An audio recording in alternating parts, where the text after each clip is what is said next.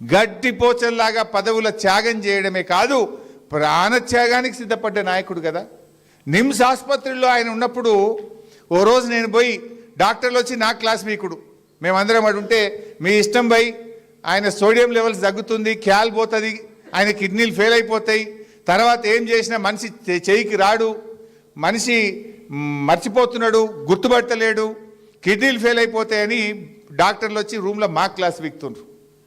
ఏం చేయాలని ఒకరోజు 9వ రోజు 10వ రోజు పోయి బతిలాడినా. నేను పోయి బతిలాడే నాకు ధైర్యం చెప్పిండు, హరీష్ నేను తెలంగాణ వచ్చేదాకా ఏం జావరా భయ్, నేను గట్టిగానే ఉన్నా, మీరు గట్టిగా కొట్లాడు, ఊకే నా దగ్గరికి వచ్చి నన్ను అధైర్యపరచకండి అని ఉల్టా నాకు ధైర్యం చెప్పిన నాయకుడు కేసీఆర్. అది 9వ రోజు దీక్షలో అంత గట్టిగా మాట్లాడిన వ్యక్తి.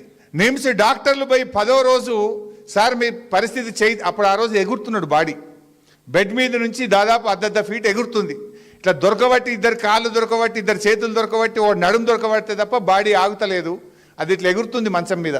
11వ రోజు పొద్దున డాక్టర్లు వచ్చి మీరు విరమించకపోతే ఏ క్షణంలో అయినా మీకు ఏమైనా జరగవచ్చు అని నిమ్స్ డాక్టర్ మేమందరం, జయశంకర్ సార్ ఉన్నాడు, విద్యాసాగర్ రావు సార్ ఉన్నాడు, మేమందరం అక్కడ ఉన్నాం, ఏమన్నా జరగవచ్చు అని డాక్టర్లు చెప్తుంటే కేసీఆర్ గారు ఒక మాట అన్నారు, ఏదన్నా కానీ నేను మాత్రం విరమించను, అయితే జైత్రయాత్ర లేదంటే నా శవయాత్ర అని చెప్పిండు.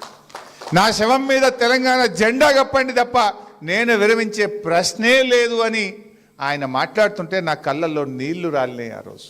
అది కేసీఆర్ పోరాటం. ఎవడో మూర్ఖుడు ఏదో మాట్లాడుతున్నాడు కళ్ళ ముందు, ఆ రోజు మా అందరి ముందు ఇంకేమో అయిపోతుంది, ఎప్పుడైనా ఏమైనా జరగచ్చు అన్నంత టెన్షన్లో ఉన్నటువంటి రోజు. నా శవం మీద తెలంగాణ జెండా కప్పండి అని మాట్లాడినటువంటి నాయకుడు కేసీఆర్. అది త్యాగం. పదవులే కాదు, ప్రాణత్యాగానికి కూడా చివరి అంచుల దాకా పోయి వచ్చినటువంటి నాయకుడు. ఇలా కొంతమంది ఆయన అనారోగ్యంగా ఉండడానికి కొంతమంది ఏదో వికృత ఆనందం పొందుతుంటారు. వాస్తవానికి ఆయన ఉద్యమంలో కావచ్చు, ఆమరణ దీక్ష వల్ల కావచ్చు, ఒక 10 ఏళ్ళ ఆయుష్ తగ్గించింది. ఆయన ఎప్పుడు కూడా ఆరోగ్యాన్ని లెక్క చేయకుండా రాత్రింబవళ్ళు ఉద్యమంలో కష్టపడ్డాడు. 11 రోజుల దీక్ష వల్ల ఆరోగ్యం కొంత ఎఫెక్ట్ అయింది.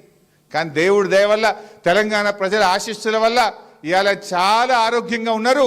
ఎప్పుడు రావాలో మళ్ళీ అప్పుడు వస్తాడు, తెలంగాణ ప్రజల పక్షాన నిలబడతాడు, మళ్ళీ మన రాష్ట్రానికి ఖచ్చితంగా కేసీఆర్ గారే ముఖ్యమంత్రి అవుతారు. ఇలా ప్రజలు కోరుకుంటున్నారు, ప్రజలు కేసీఆర్ వైపు చూస్తున్నటువంటి పరిస్థితి ఉంది. ఎందుకంటే అర్థమైంది, పాలే